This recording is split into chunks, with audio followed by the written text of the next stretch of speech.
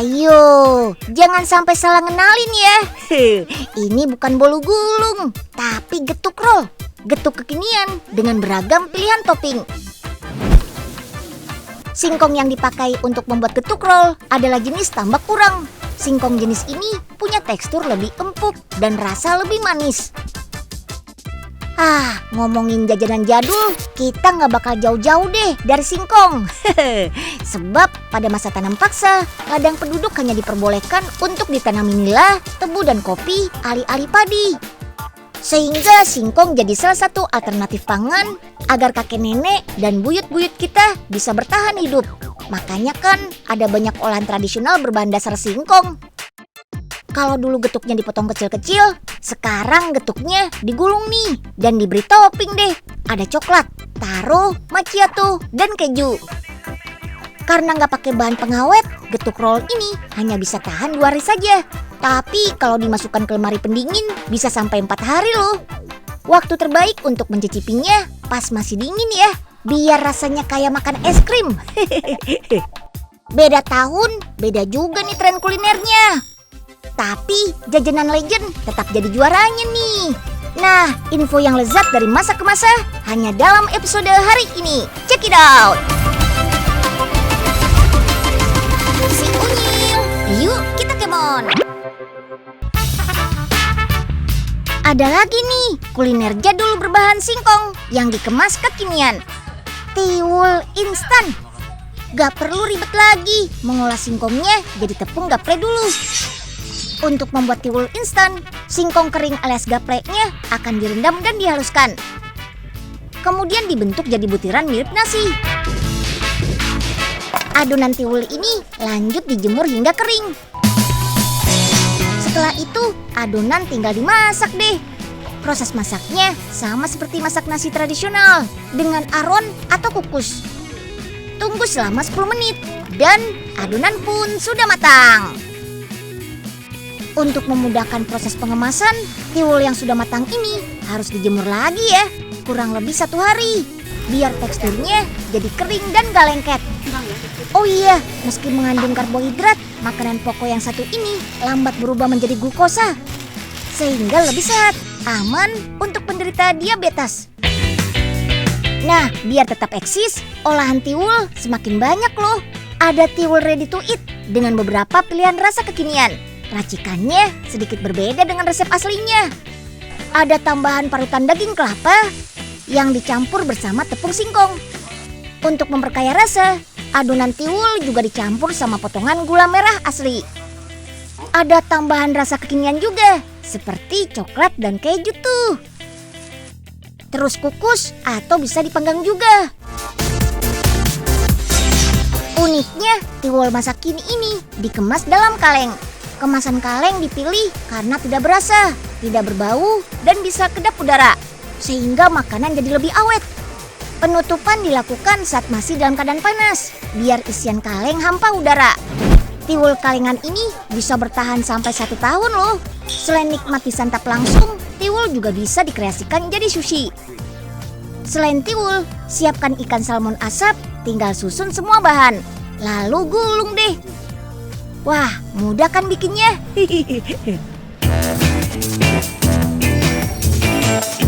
Selain mengolah langsung umbinya, olahan tradisional dari tepung singkong alias tepung tapioka juga banyak nih.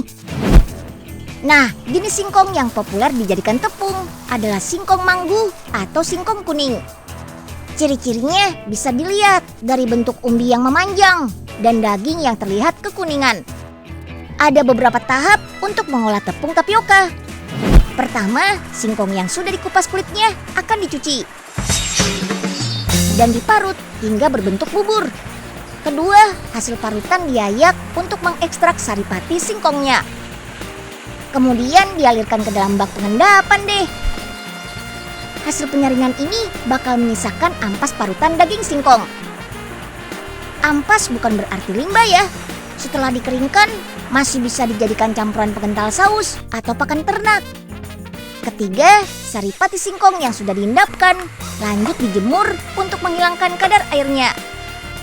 Sebelum dijemur, tapioka basah perlu diayak nih dan ditebar ke alas tanpa bambu seperti ini. supaya proses pengeringannya bisa lebih cepat. Terakhir, tepung tapioka yang sudah kering lanjut dihaluskan. Tingkat kehalusannya bisa sampai 100 mesh loh. Dijamin halus banget deh.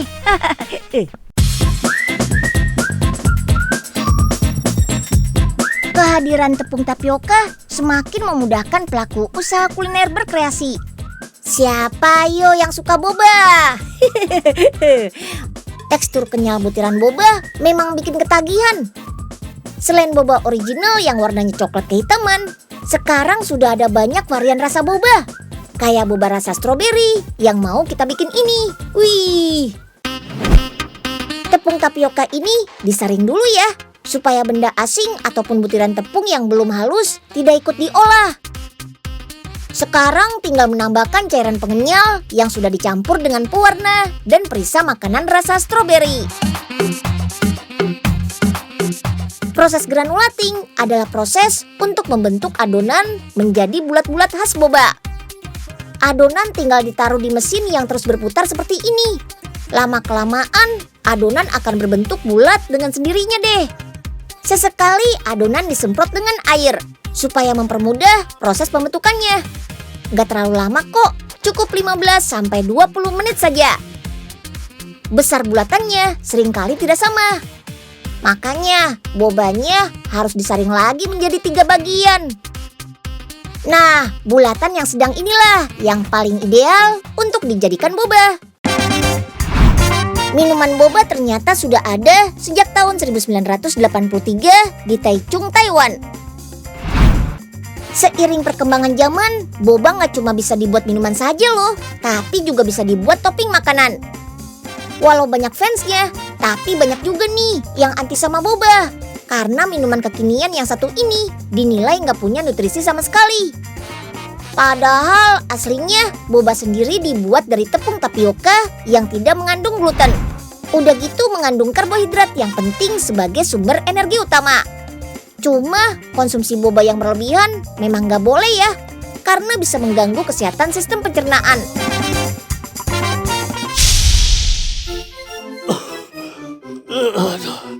Berat juga nih. Kenapa nih? Oh, aduh. Ya, kok lepas ya bannya? Aduh, gimana dong? Waduh, Pak Enyeng, gak apa-apa Pak. Duh, pasti karena bawaannya keberatan nih. Tenang, Profesor panggil drone angkut ciptaan terbaru ya. Nah, udah semua nih, Prof. Come on, langsung angkut aja deh Prof. Siap, yuhu. Awas Prof, ada layangan tuh. Waduh, jangan sampai kena, Prof. Waduh, malah nyangkut deh.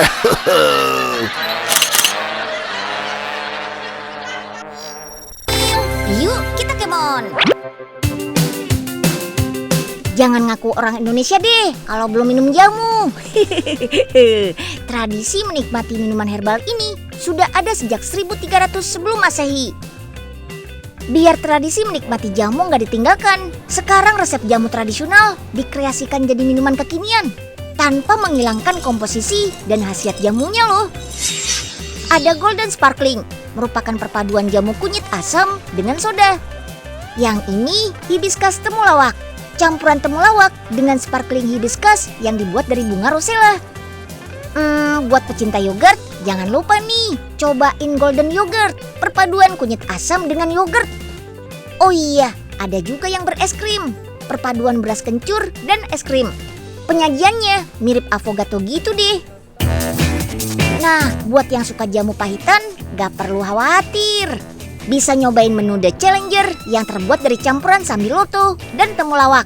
Biasanya sehabis minum jamu pahitan, kita diberi air jahe. Tapi di sini pakainya irisan jeruk lemon. Karena rasa pahit akan cepat netral saat bertemu rasa asam. Menariknya lagi, jamu-jamu di sini juga diseduh dengan teknik dan alat yang biasa digunakan untuk membuat kopi manual brew. Pertama, ada metode cold drip. Pembuatan beras kencur dengan teknik ini memakan waktu hingga 8 jam. Ya cukup lama sih, tapi cocok deh buat yang tidak terlalu suka aroma tajam. Karena hasilnya aroma kencur tidak terlalu terasa. Selanjutnya, pembuatan jamu beras kencur dengan teknik saring V60. Blend terlebih dahulu bahan jamu, lalu seduh dengan air panas bersuhu 80 derajat Celcius. Teknik ini juga untuk mendapatkan hasil ekstraksi, jadi minum jamunya tanpa ampas deh. Ada juga nih teknik penetration yang menggunakan air panas bersuhu 100 derajat untuk lebih menonjolkan aroma jamunya. Cocok banget loh buat yang suka aroma rempah. Beuh, aromanya mantap. Teknik rock espresso juga nggak ketinggalan nih. Hasil ekstraksi jamunya disajikan dengan campuran soda buatan sendiri yang jauh lebih sehat. Wih, menarik. Gak cuma olahannya, agar jamu terus eksis, di daerah Cikarang Selatan Bekasi ada kebun jamu organik. Koleksinya lebih dari 500 jenis toka, alias tanaman obat, kosmetika, dan aromaterapi. Agar bisa disimpan hingga 1 tahun, semua tanaman jamu ini diproses dengan cara dikeringkan menggunakan oven selama 7 jam dengan suhu mencapai 60 derajat Celcius. Karena dibudidayakan secara organik, tanaman jamu ini jauh lebih tinggi zat besi, magnesium, dan aneka vitamin lainnya. Serta tidak ada efek samping yang berbahaya yang didapat dari pupuk kimia. Buah warna-warni ini bukan mainan ya. Namanya lukchop, kue tradisional khas negara Gajah Putih, Thailand. Buat bikin lukchop ini, bahan-bahannya terdiri dari kacang hijau, santan, gula, vanili, dan pewarna makanan. Kacang hijau yang digunakan khusus loh, pakai kacang hijau kupas. Wah, pantesan ya warnanya nggak hijau. Nah, sebelum diolah, kacang hijau ini kita rendam dulu. Biar nggak cepat basi, rendaman ini bisa kita simpan di dalam kulkas. Setelah direndam selama minimal 8 jam, kacang hijau akan menyerap air. Jadi mengolahnya pun menjadi lebih mudah. Kemudian kacang hijau dikukus. Proses ini memakan waktu sekitar 1 jam. Nah, proses pengukusan ini membuat tekstur kacang tidak lagi keras dan mudah dihancurkan. Kemudian barulah siap dicampur dengan gula dan santan. Bahan-bahan ini lalu di blender sampai halus ya. Kalau sudah nggak ada kacang hijau yang menggumpal, kita masak yuk sambil terus diaduk. Karena campuran santannya akan pecah kalau didiamkan. Tekstur adonan yang sebelumnya encer akan semakin mengental nih. Ketika adonan sudah benar-benar kering, baru kita matikan apinya. Adonan kita pindahkan dan tunggu sampai dingin ya. Lanjut, kita cetak adonannya. Potong adonannya kecil-kecil. Terus dibentuk saja deh sesuai buah yang kita inginkan. Wah, seru ya bikinnya. Berasa mainin plastisin.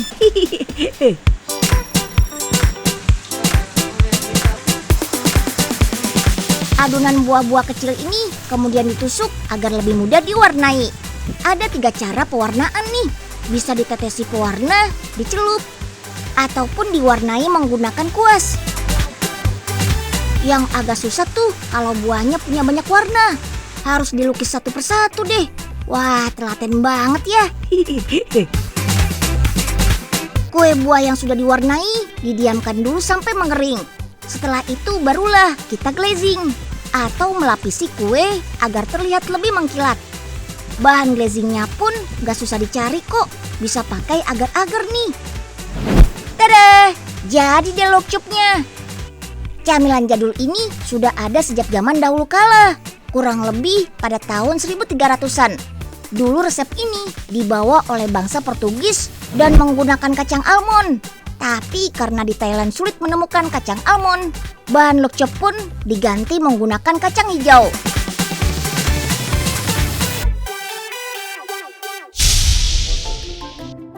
Prof, Unyil bawa oleh-oleh nih dari Thailand. Namanya lukchop. Wow, bakal cepet habis nih kayaknya. Atau, gini aja Nyil, kita perbanyak aja pakai mesin replika makanan.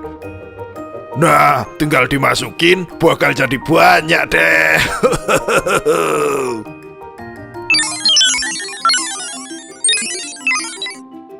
Wah, jadi banyak banget, Prof. Bul makan ya. Loh, Bul, ya kok dihabisin sih? Sawadikap, kapunkap. Aduh, Bul ngomong apa sih? Kok jadi bahasa Thailand? Waduh, ada efek sampingnya ternyata. Wah.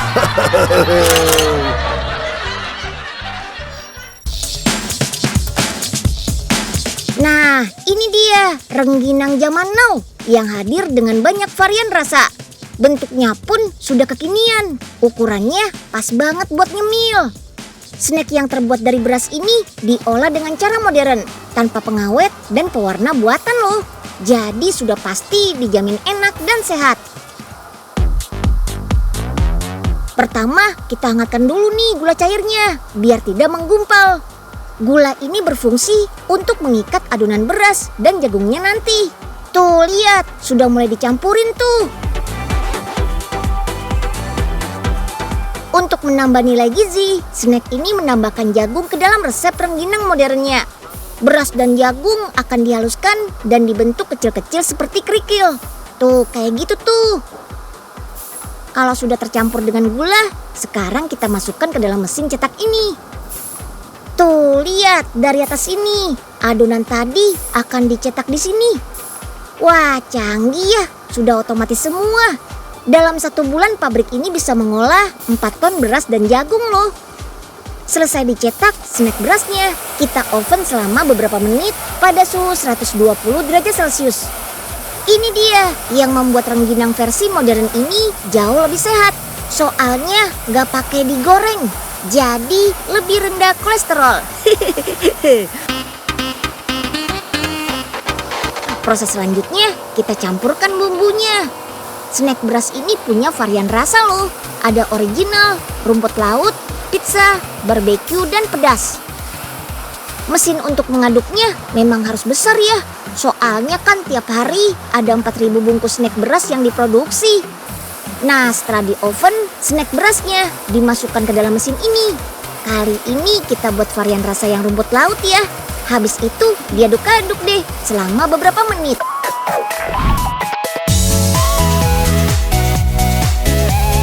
Oh iya, karena terbuat dari beras dan jagung, snack ini kaya akan karbohidrat. Jadi bagus buat sumber energi kita. Selain itu, karena masaknya di oven, bikin kandungan vitamin dan mineralnya terjaga buat tubuh kita. Wah, kalau gini nggak heran ya, kenapa rengginang menjadi camilan favorit sepanjang masa. Yummy. Si Unyil, yuk kita kemon. Ngomongin tren kuliner dari masa ke masa, tahun 2016 tahunnya kuliner rainbow. Sampai kuliner tradisional pun jadi serba rainbow. Ada loh otak-otak rainbow yang diwarnai pakai ubi ungu dan ubi oranye. Ini dia bahan utama untuk bikin otak-otaknya, yaitu campuran ikan kuniran dan ikan dori. Ikan yang dihaluskan dicampur dengan beberapa bahan. Salah satunya tepung tapioka yang bikin tekstur otak-otak jadi kenyal. Lihat tuh, ikannya lagi dicampur sama ubi, biar warnanya jadi ungu. Warnanya makin nyala deh. Selain warna ungu, ada otak-otak kuning yang menggunakan ubi oranye sebagai pewarna. Sedangkan untuk otak-otak hijau menggunakan sayur sawi dan bayam yang sudah dihaluskan. Otak-otak yang sudah dicetak selanjutnya harus direbus dulu ya secara manual. Biar otak-otaknya matang sempurna, harus dilakukan perebusan sebanyak 2 kali. Tujuannya untuk memastikan tingkat kematangannya rata dan gak ada yang kelewat. Selain punya cita rasa yang gurih dan lezat, otak-otak warna-warni kayak gini mampu memenuhi kebutuhan karbohidrat dan protein, serta vitamin yang dibutuhkan oleh tubuh kita. Walaupun pewarnanya menggunakan sayuran dan ubi, rasanya tetap ikan banget kok. Mantul! Tuh, kalau dilihat-lihat dari masa ke masa, kuliner favoritnya tetap kuliner lokal ya. Jadi, yuk kita cintai kuliner lokal khas Indonesia. Sampai jumpa di episode berikutnya ya.